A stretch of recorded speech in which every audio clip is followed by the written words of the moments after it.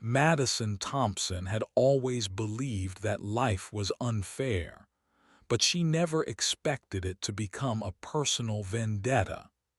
At 28, she worked as a marketing coordinator at Pinnacle Digital Solutions, a mid-sized tech company in downtown Portland. The job wasn't glamorous, but it paid the bills and gave her the stability she craved after years of uncertainty following college. Madison was the type of person who kept her head down, did her work well, and avoided office politics like the plague. She had shoulder-length auburn hair that she usually kept in a practical ponytail, green eyes that sparkled when she laughed, and a smile that could light up any room when she chose to share it. Her colleagues often commented on how effortlessly beautiful she was, though Madison herself never quite believed the compliments. She had grown up in a small town in Oregon, where being different meant being ostracized, and her natural beauty had often made her the target of jealousy rather than admiration. This experience had taught her to be modest, almost to a fault, and she had developed a habit of deflecting compliments with self-deprecating humor. The trouble began when Pinnacle Digital Solutions hired a new creative director named Derek Harrison. Derek was everything Madison typically avoided in men: cocky, loud, and utterly convinced of his own brilliance. He was in his mid-30s, with perfectly styled dark hair, an expensive wardrobe, and the kind of confidence that bordered on arrogance. From his first day, Derek made it clear that he intended to shake things up at the company, and unfortunately for Madison, that included making unwelcome advances toward her. It started innocuously enough. Derek would find excuses to stop by Madison's desk, ostensibly to discuss marketing campaigns or creative concepts. But his conversations always seemed to veer into personal territory. He would comment on her appearance, ask about her weekend plans, and make jokes that walked the line between professional banter and inappropriate flirtation. Madison, being naturally polite and conflict-averse, initially tried to redirect these conversations back to work matters. "You know, Madison," Derek said one Tuesday morning, leaning casually against her desk while she tried to focus on her computer screen. "I've been thinking about the Johnson account, and I really think we need someone with your particular talents to make it shine." Madison looked up from her work, tucking a strand of hair behind her ear nervously. "What kind of talents are you referring to, Derek?" His smile was predatory. "Well, you have this natural charm, this way of making people feel comfortable. Plus, let's be honest, you're easy on the eyes. That combination could really help us land this client." The comment made Madison's stomach churn, but she forced herself to remain professional. "I think our marketing strategy and creative concepts should be what wins clients, not anyone's appearance." Derek laughed, a sound that held no real humor.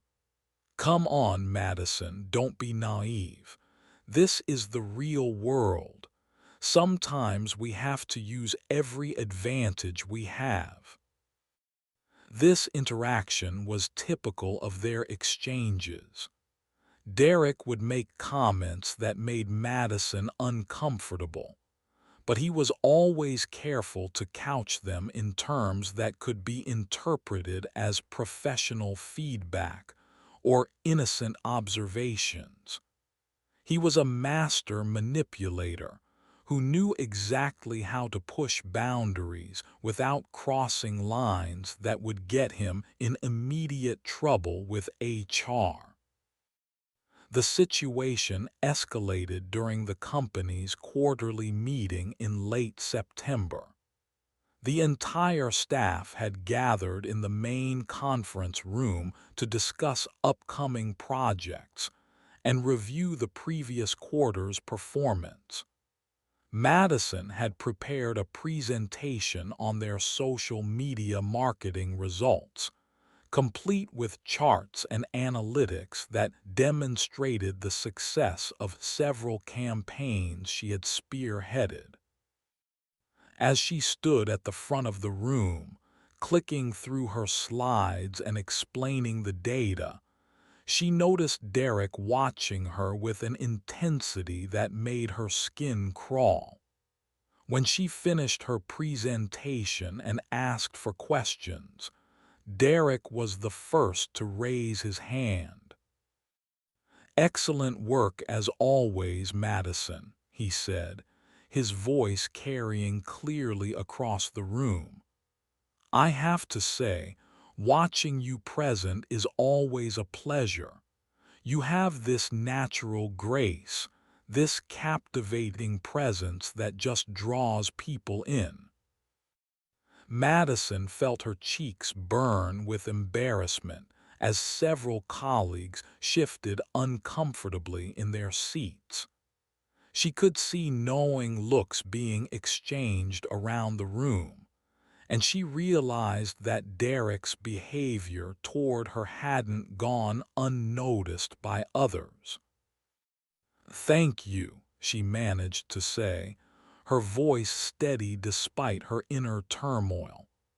"Are there any questions about the actual marketing data or strategies?" But Derek wasn't finished. He stood up slowly, his eyes never leaving her face. "Actually, I do have something to add. You know, Madison, looking at you up there, presenting these impressive results with such confidence and poise, I'm reminded of something a poet once wrote." He paused dramatically, clearly enjoying the attention he was commanding from the room. "We don't need war. Your beauty has already killed us."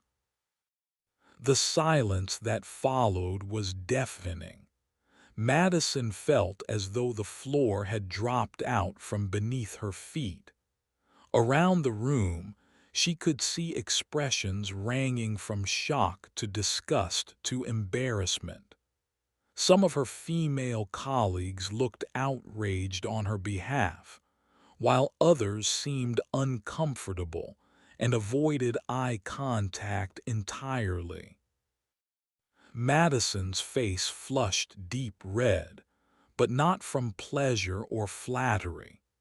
She was mortified, angry, and completely blindsided by Derek's public display of inappropriate behavior. In that moment, she realized that all of his previous comments and advances had been building up to this, a public declaration that he saw her primarily as an object of desire rather than a competent professional. "I think we should focus on the business aspects of the presentation," Madison said quietly, her voice betraying only the slightest tremor of emotion. Derek smiled widely, clearly pleased with her reaction. Of course. I just thought everyone should know how lucky we are to have such a talented and beautiful team member." The meeting continued, but the damage was done. Madison struggled to focus on the remaining presentations, her mind reeling from what had just happened. She could feel eyes on her throughout the rest of the meeting, and she knew that Derek's comment would be the subject of office gossip for weeks to come. After the meeting ended, several colleagues approached Madison with expressions of sympathy and outrage. Her closest work friend, Jessica Martinez, pulled her aside as people filed out of the conference room. "Madison, I can't believe he said that to you in front of everyone," Jessica whispered urgently. "That was completely inappropriate. You should report him to HR." Madison shook her head, feeling overwhelmed and uncertain. "I don't know, Jess. What would I even say? He didn't technically do anything illegal, and he could just claim he was giving me a compliment." "A compliment." Jessica's voice rose slightly before she caught herself and lowered it again. "That wasn't a compliment, that was sexual harassment. He's been making you uncomfortable for weeks, and everyone can see it." As Madison walked back to her desk, she felt a mixture of humiliation and anger building inside her. Derek's behavior had been escalating for months, and now he had crossed a line that couldn't be uncrossed.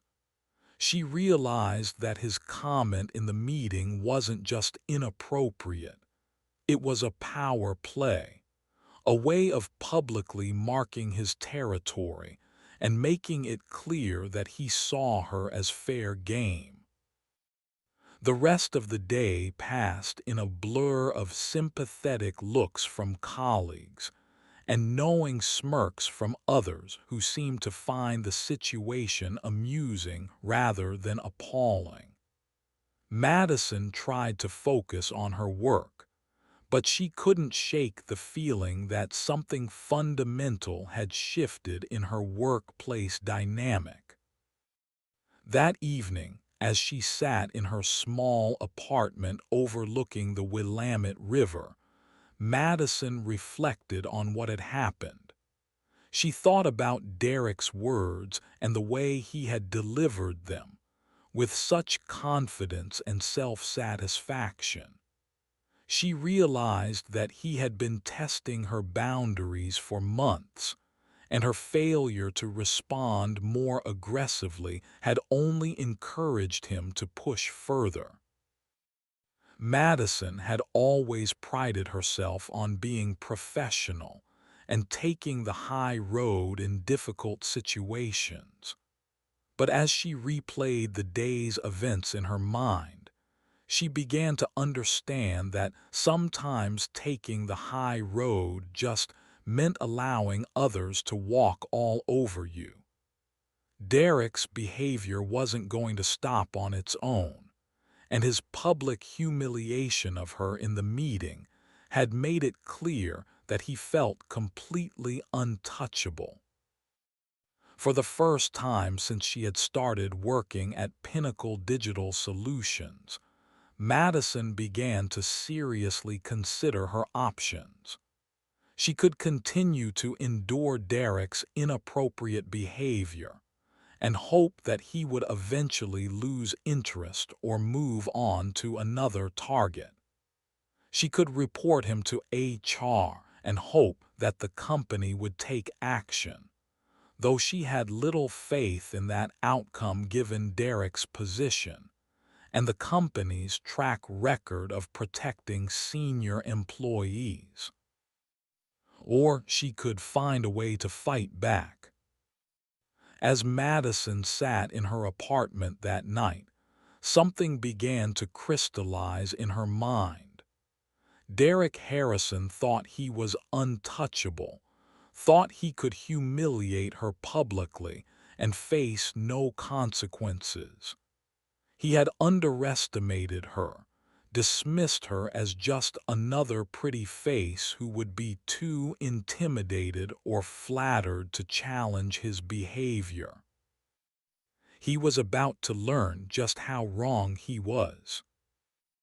The next morning, Madison arrived at work with a new sense of purpose.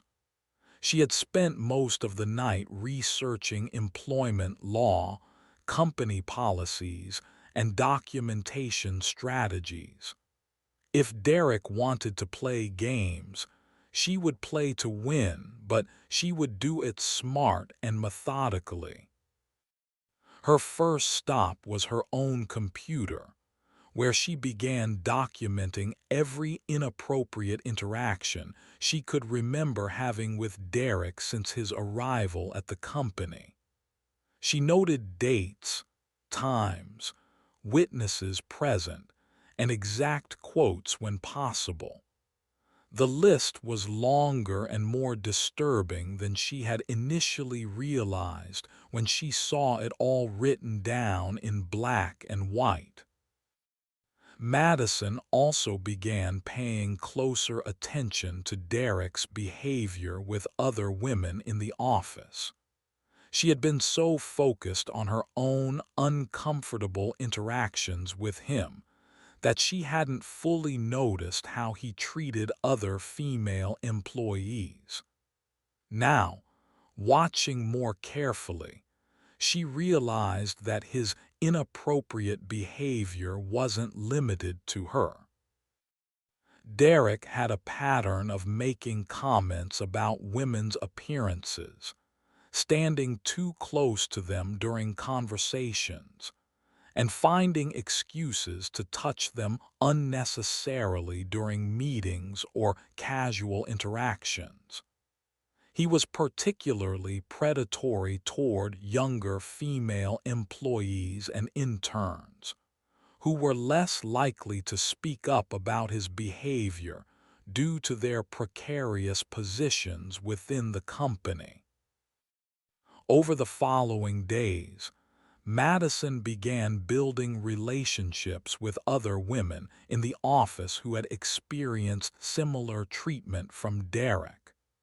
She approached this carefully, not wanting to seem like she was stirring up trouble or organizing some kind of revolt. Instead, she simply made herself more available for casual conversations and lunch invitations, creating opportunities for others to share their experiences if they chose to. The stories she heard were both validating and infuriating. Rebecca Chen, a junior graphic designer, told Madison about how Derek had cornered her in the supply closet and made comments about her figure.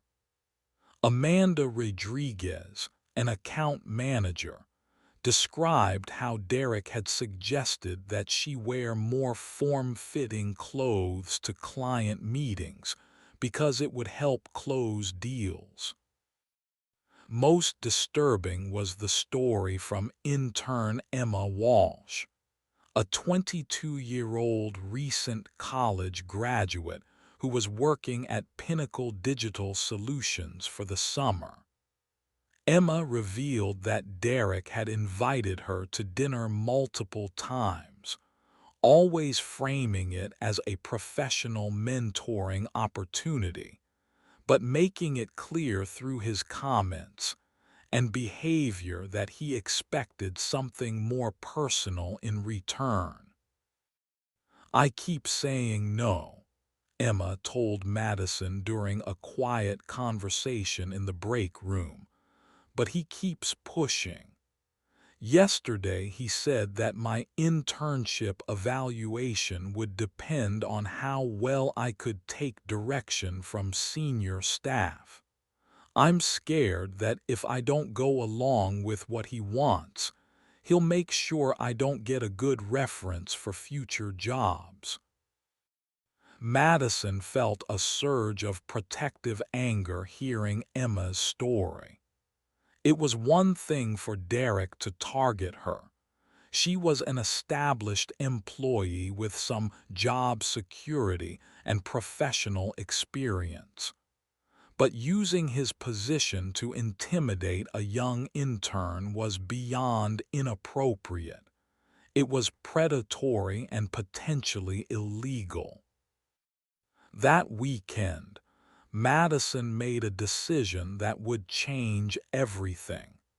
She wasn't just going to document Derek's behavior for a potential HR complaint anymore. She was going to destroy him professionally, but she was going to do it in a way that he would never see coming.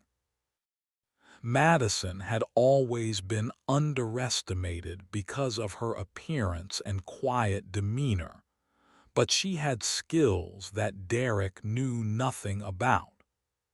Before joining Pinnacle Digital Solutions, she had worked for a private investigation firm as a research assistant, and she had learned a great deal about gathering information and building cases against people who thought they were untouchable.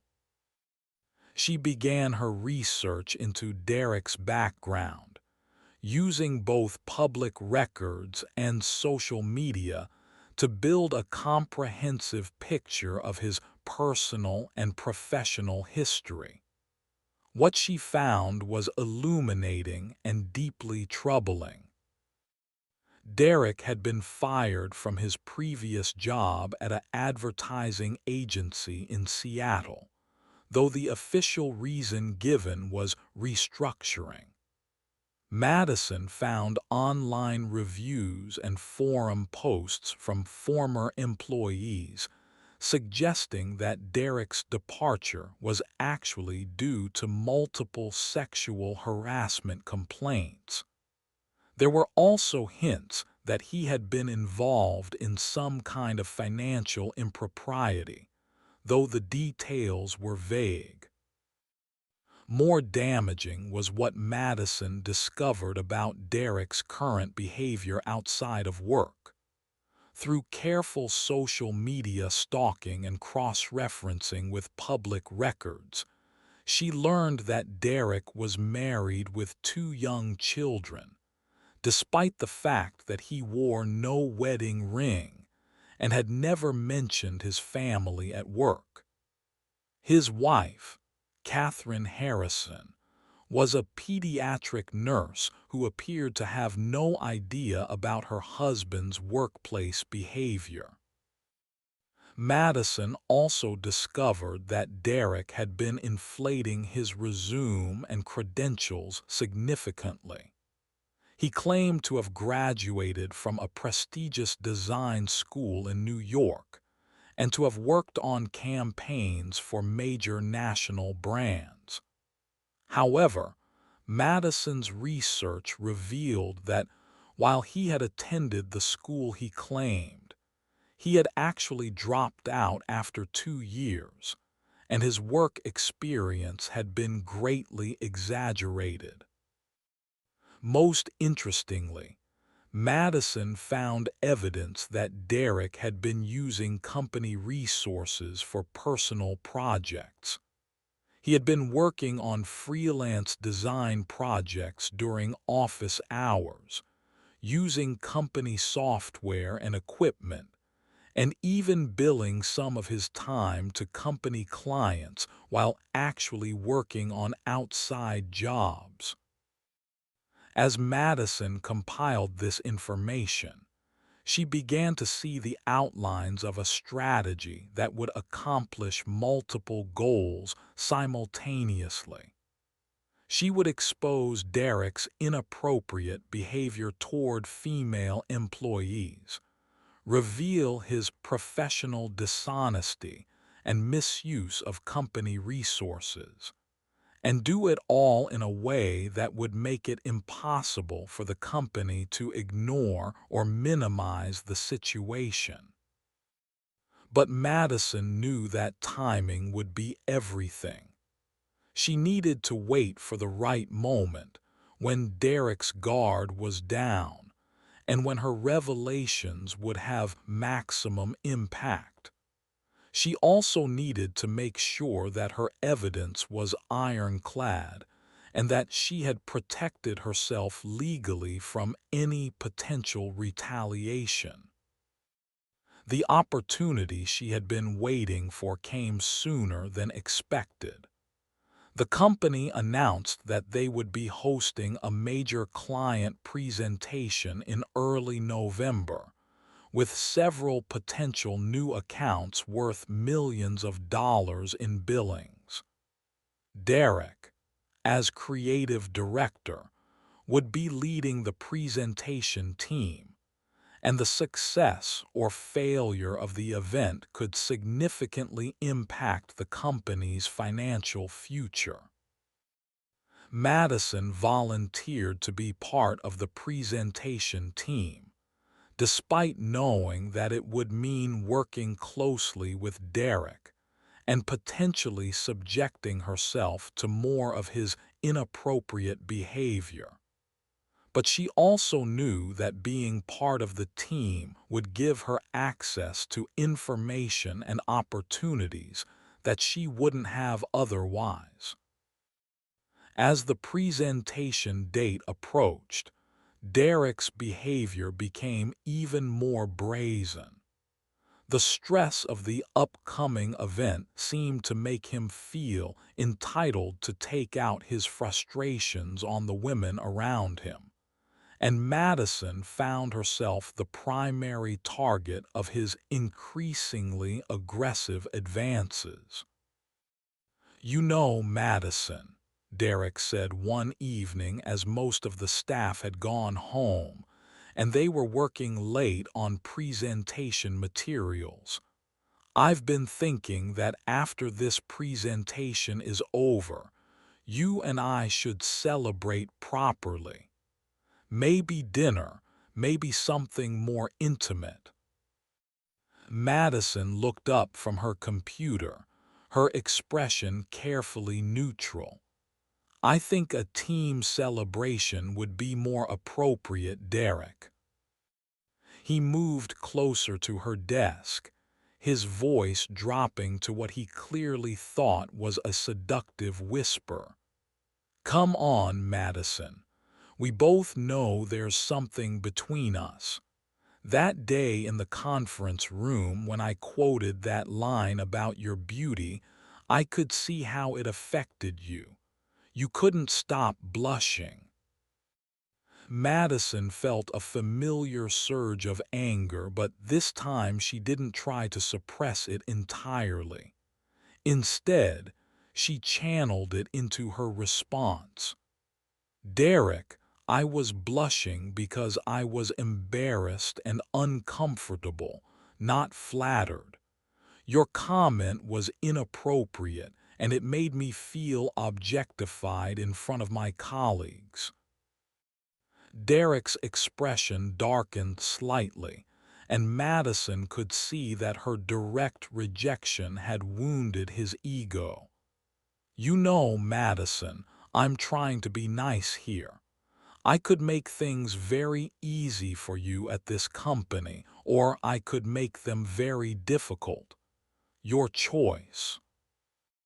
The threat was unmistakable, and Madison realized that Derek had finally revealed his true nature completely. He wasn't just inappropriate. He was actively using his position to coerce female employees into accepting his advances. This was exactly the kind of behavior that would be impossible for the company to ignore or excuse. "I understand completely, Derek," Madison said quietly, her voice giving away nothing of what she was really thinking. "Thank you for being so clear about where we stand." Derek smiled, apparently satisfied that he had successfully intimidated her into compliance. "Good. I'm glad we understand each other. Now, let's get back to work on this presentation. We're going to make a great team, Madison." As Derek walked away, Madison felt a cold satisfaction settle over her. He had just made a crucial mistake by explicitly threatening her job security in exchange for sexual favors.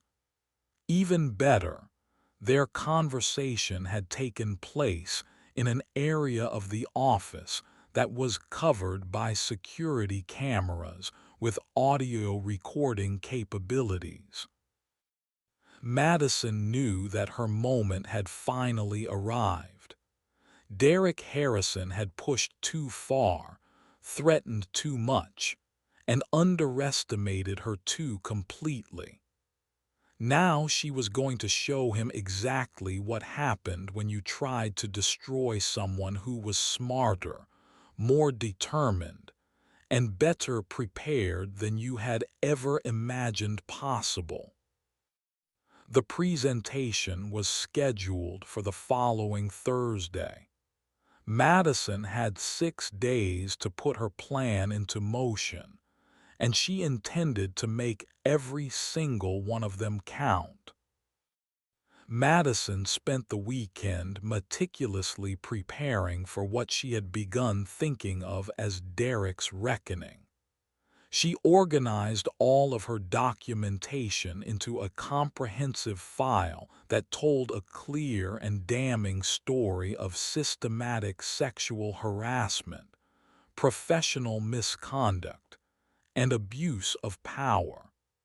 But she knew that simply presenting this information to HR wouldn't be enough.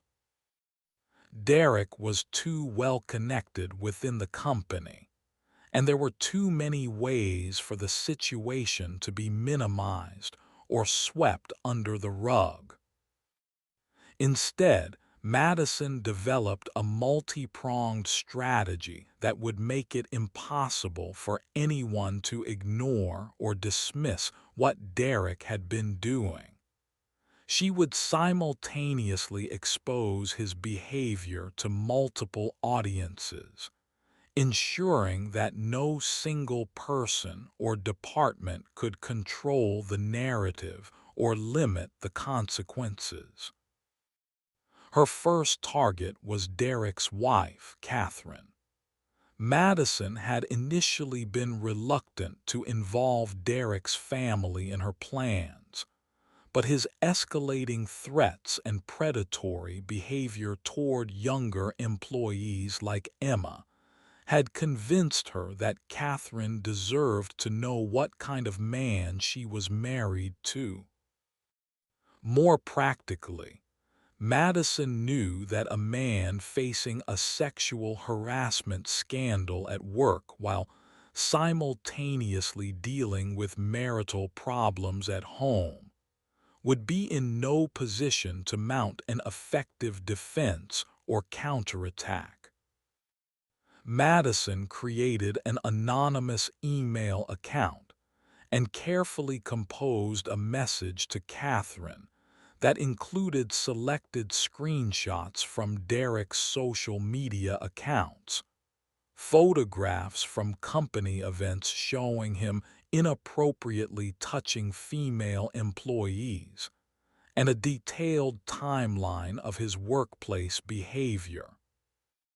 She was careful not to include anything that could be traced back to her personally, and she presented the information as coming from a concerned colleague who felt that Catherine deserved to know the truth about her husband's behavior.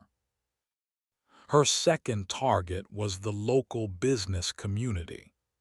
Portland's tech industry was relatively small and interconnected, and Derek's reputation within that community was something he valued highly. Madison knew several business journalists and bloggers from her previous work, and she began carefully planting seeds about Derek's background and behavior without revealing her own involvement. The most important element of Madison's strategy, however, was the client presentation itself. She had volunteered to handle the technical aspects of the presentation, including setting up the audiovisual equipment and managing the digital files. This gave her access to Derek's presentation materials and, more importantly, the ability to modify them without his knowledge. Madison spent hours studying Derek's presentation, looking for opportunities to expose his dishonesty and incompetence in front of the most important audience possible, the potential clients whose business could make or break the company's financial year. She found numerous instances where Derek had taken credit for work done by other team members, exaggerated the success of previous campaigns, and misrepresented his own role in various projects. More damaging still, Madison discovered that Derek had included several design elements and campaign concepts in his presentation that were clearly plagiarized from other agencies' work. A reverse image search and some creative Googling revealed the original sources, and Madison realized that Derek was planning to present stolen creative work as his own original concepts. On Monday morning, Madison arrived at work early and began implementing the first phase of her plan. She sent her email to Catherine Harrison from a coffee shop near her apartment, using a public Wi-Fi network and an anonymous email account that couldn't be traced back to her.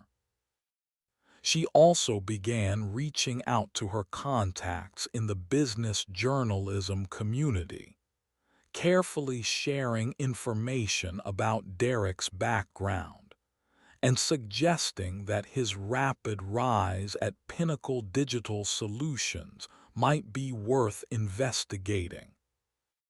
Throughout the week, Madison watched with satisfaction as small cracks began to appear in Derek's confident facade. He seemed distracted during meetings, frequently checking his phone, and his usually immaculate appearance began to show signs of stress. Madison suspected that Catherine had confronted him about the anonymous email, though Derek was clearly trying to maintain his professional composure. The situation escalated on Wednesday, when Derek received a phone call that left him visibly shaken. Madison learned later that it had been from a journalist at the Portland Business Journal, asking questions about his previous employment and the circumstances of his departure from his last job. The journalist had also inquired about rumors of inappropriate workplace behavior and financial irregularities. "Someone is trying to sabotage me," Derek told Madison and the other presentation team members during their final preparation meeting. "There are people out there who are jealous of my success, and they're spreading lies about me to try to damage my reputation." Madison maintained a carefully concerned expression while internally celebrating. "That's terrible, Derek. Is there anything we can do to help?" Derek's paranoia was clearly growing. He began to suspect various colleagues of being behind what he perceived as a campaign against him, but he never considered Madison as a potential threat. To him, she was still just the pretty marketing coordinator who blushed when he complimented her appearance. Thursday morning arrived with an unseasonably warm October day that felt like a gift from the universe. Madison arrived at the office extra early to make final preparations for the presentation and to implement the last phase of her plan. She had prepared several versions of Derek's presentation slides, the original version that he expected to see, and a modified version that would be displayed to the clients. The key to her strategy was subtlety. Rather than obviously sabotaging Derek's presentation, Madison had made small but significant changes that would gradually reveal his dishonesty and incompetence over the course of the event. She had added footnotes crediting the original creators of the plagiarized designs, included accurate timelines and job descriptions that contradicted Derek's inflated claims, and inserted subtle but unmistakable evidence of his inappropriate workplace behavior. The clients began arriving at 10 a.m. Representatives from 3 major companies who were considering moving their marketing accounts to Pinnacle Digital Solutions. The potential value of these accounts was enormous, easily worth several $1 million in annual billings, and everyone at the company understood that the success or failure of this presentation could determine the company's future. Derek had dressed in his most expensive suit and was projecting his usual confident demeanor, though Madison could see the stress lines around his eyes and the way his hands occasionally trembled slightly when he thought no one was looking. He had no idea that his carefully planned presentation was about to become the vehicle for his professional destruction. The presentation began smoothly enough, with Derek introducing the team and outlining Pinnacle Digital Solutions' capabilities and experience. Madison operated the slide projector from the back of the room, watching as Derek moved through his opening remarks with his characteristic blend of arrogance and charm. The first sign that something was wrong came about 10 minutes into the presentation, when Derek clicked to a slide that was supposed to show examples of his previous work. Instead of the generic portfolio pieces he had selected, the slide displayed a detailed breakdown of his actual employment history, including the circumstances of his departure from his previous job and the sexual harassment complaints that had been filed against him. Derek's face went white as he stared at the slide, clearly unable to understand how his presentation had been altered. He quickly clicked to the next slide, hopping to move past the problematic content, but the next slide was even worse. It showed a comparison between design concepts that Derek had claimed as his own original work and the actual sources from which he had stolen them, complete with citations and copyright information. "I'm sorry," Derek stammered, his usual confidence completely evaporating. "There seems to be some technical difficulty with our presentation system. Madison, can you help me fix this?" Madison walked calmly to the front of the room, her expression professionally concerned. "I'm not sure what's wrong, Derek. The presentation was working fine when we tested it this morning. Maybe we should continue with the backup materials." But there were no backup materials, and Derek knew it. He had been so confident in his presentation that he hadn't prepared any alternatives. The clients, meanwhile, were beginning to look uncomfortable and confused. They had come to see a professional marketing presentation, not to learn about the personal and professional scandals of the presenter.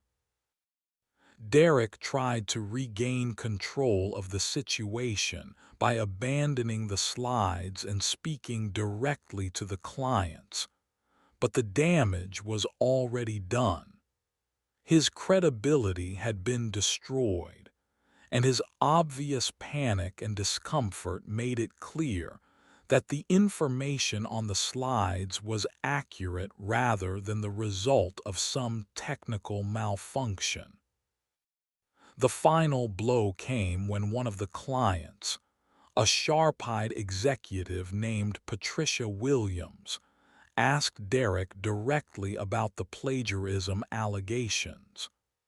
"Mr. Harrison, I'm looking at these design concepts that you've presented as your own work, but they appear to be identical to campaigns that my previous company used 3 years ago. Can you explain this discrepancy?" Derek opened and closed his mouth several times, clearly unable to formulate a response that wouldn't either admit to plagiarism or accuse his own presentation system of somehow fabricating evidence against him. The silence stretched on for what felt like hours, though it was probably only 30 seconds. Finally, Patricia Williams stood up and gathered her materials. "I think we've seen enough," she said coldly. "Gentlemen, ladies, thank you for your time, but I don't think Pinnacle Digital Solutions is the right fit for our company." The other clients quickly followed suit, and within 5 minutes, the room had cleared except for the Pinnacle Digital Solutions staff. The silence that followed was deafening, broken only by the sound of Derek's heavy breathing and the distant hum of the building's air conditioning system. Company President Michael Foster, who had been present for the presentation, turned to Derek with an expression of barely controlled rage. "My office, now, and bring Madison with you. We need to understand what went wrong with the presentation system." As they walked toward Foster's office, Madison allowed herself a small smile of satisfaction. Phase 1 of Derek's destruction was complete, and it had gone even better than she had hoped.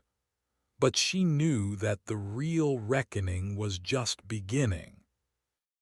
Michael Foster's office felt like a pressure cooker as the three of them settled into chairs around his imposing mahogany desk.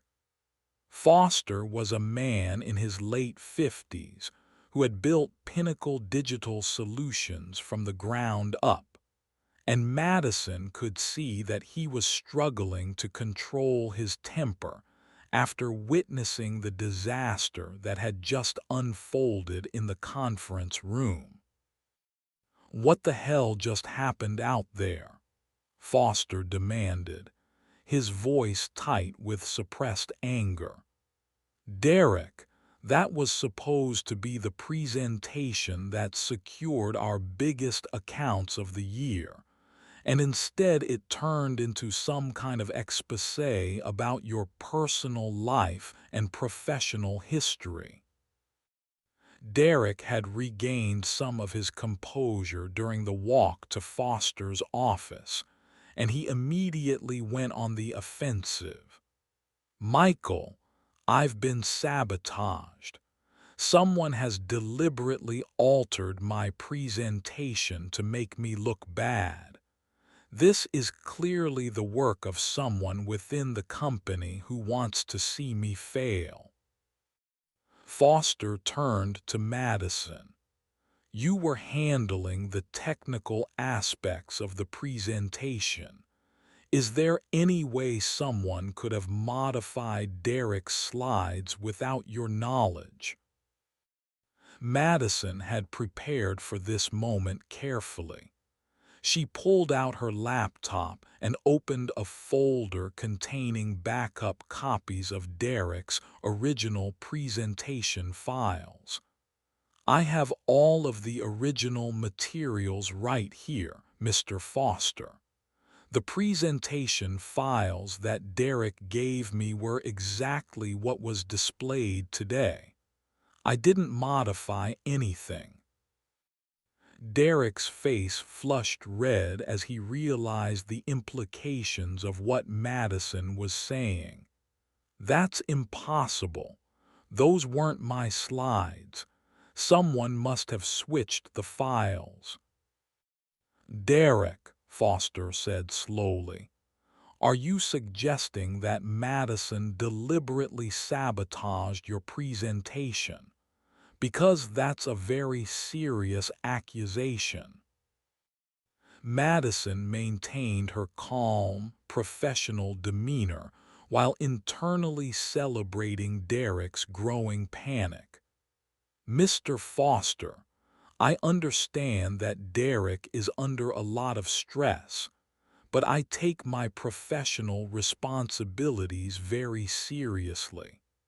I would never sabotage a company presentation, especially one that could impact all of our jobs." Foster pulled up the presentation files on his own computer, studying the slides that had caused such chaos during the meeting. "Derek, I have to ask you directly, are these allegations about your previous employment accurate? Did you leave your last job because of sexual harassment complaints?" Derek's confident facade finally cracked completely. "Michael, you have to understand, those were all misunderstandings. Some people misinterpreted my management style, and there were personality conflicts with certain employees. Nothing was ever proven, and I left that company on good terms. According to this presentation, you were fired for cause after multiple women filed formal complaints against you," Foster replied, his voice growing colder. "And what about these design concepts? Did you or did you not present plagiarized work to our potential clients?" Madison watched Derek's face cycle through various expressions: anger, panic, defiance, and finally, a kind of desperate calculation. She could almost see him trying to figure out how to spin the situation to his advantage, how to redirect blame and minimize the consequences of his exposure. "Look, Michael," Derek said, leaning forward in his chair and adopting a more conciliatory tone, "the design industry is highly collaborative. Ideas flow freely between agencies, and it's not uncommon for similar concepts to emerge independently. As for the other allegations, I think we're dealing with a disgruntled former employee who is trying to damage my reputation." Foster's expression made it clear that he wasn't buying Derek's excuses. "Derek, I just watched you present stolen creative work to some of the most important potential clients in the region. Even if we set aside the personal allegations, that alone is grounds for immediate termination." "You can't fire me over this," Derek said, his voice rising slightly. "I have a contract and I have rights. If you terminate me without proper cause, I'll sue this company for wrongful dismissal." Madison seized the opportunity to deliver what she hoped would be the final blow. "Mr. Foster, there's something else you should know. Derek has been using company resources for personal freelance projects. I have documentation showing that he's been billing personal work to company clients and using our software and equipment for outside jobs." Derek spun toward Madison, his eyes wide with shock and rage. "You've been spying on me. You've been going through my files and monitoring my computer activity." "I haven't been spying on anyone, Derek," Madison replied calmly. "But when you use company computers and network resources for personal projects, that activity is automatically logged by our IT systems. It's all there in the server records." Foster was already pulling up the company's IT monitoring system on his computer. "Derek, is this true? Have you been using company resources for personal work?" The evidence was overwhelming and undeniable. The server logs showed clearly that Derek had been spending significant amounts of company time on personal projects, using company software licenses, and even billing some of his freelance work to company clients. There was no way to explain away or minimize this level of misconduct. "This is a witch hunt," Derek said desperately.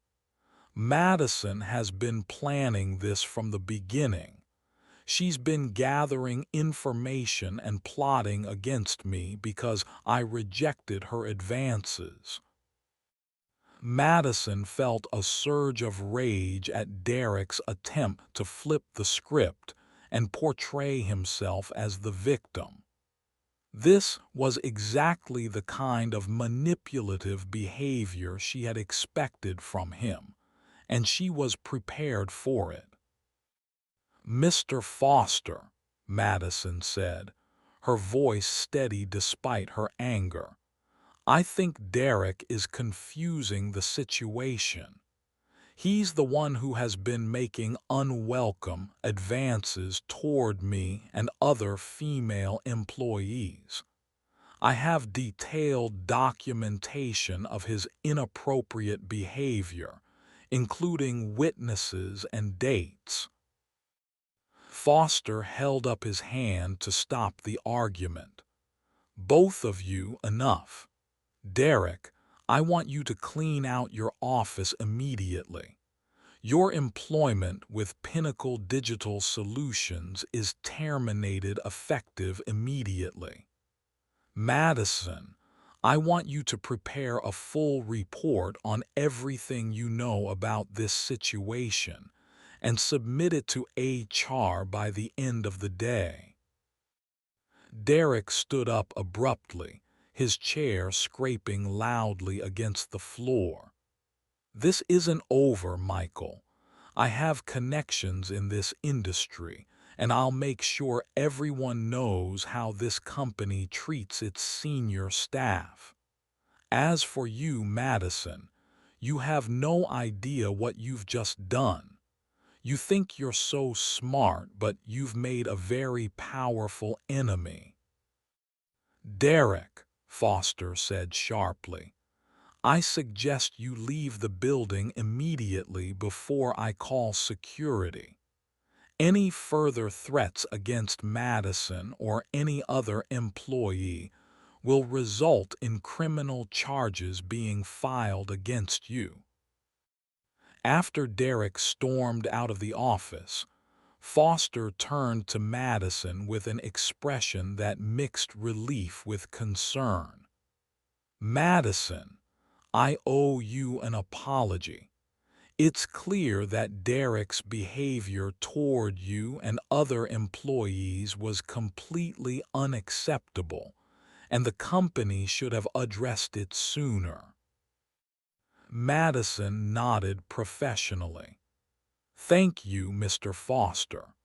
I hope we can use this situation as an opportunity to strengthen our policies and make sure that all employees feel safe and respected in the workplace."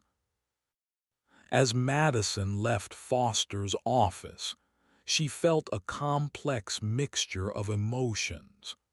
Relief that Derek was finally gone, satisfaction that her plan had worked so perfectly, but also a nagging worry about his parting threat. She knew that Derek wasn't the type of man to accept defeat gracefully, and she suspected that he would try to retaliate against her in some way. That afternoon, as Derek packed up his office under the watchful eye of security guards, Madison received several text messages from colleagues congratulating her on her bravery in exposing Derek's behavior. Word of what had happened spread quickly through the office, and Madison found herself being treated as something of a hero by the other women in the company. Emma Walsh, the young intern who had been targeted by Derek, stopped by Madison's desk with tears in her eyes. "Madison, I can't thank you enough for what you did. I was so scared that he was going to ruin my career before it even started, and now I feel like I can actually focus on my work instead of worrying about avoiding him." Rebecca Chen and Amanda Rodriguez also approached Madison throughout the day, sharing their own stories of relief and gratitude. It became clear that Derek's inappropriate behavior had been affecting far more women than Madison had initially realized, and that his removal from the company had lifted a weight that many employees hadn't even fully acknowledged they were carrying.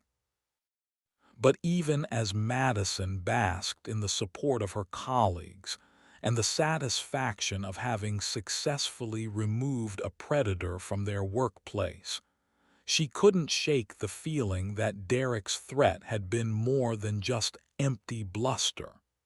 She had humiliated him publicly, destroyed his career, and exposed his personal misconduct to his wife and the broader business community. A man like Derek wouldn't simply disappear quietly into the night. As she drove home that evening, Madison reflected on how much her life had changed in just a few months. The quiet, conflict-averse woman who had tried to deflect Derek's early advances was gone, replaced by someone who had discovered her own capacity for strategic thinking and decisive action. She had learned that sometimes the only way to deal with a bully was to fight back harder and smarter than they expected. But she had also learned that victories often came with costs, and she suspected that the price of defeating Derek Harrison was yet to be fully revealed.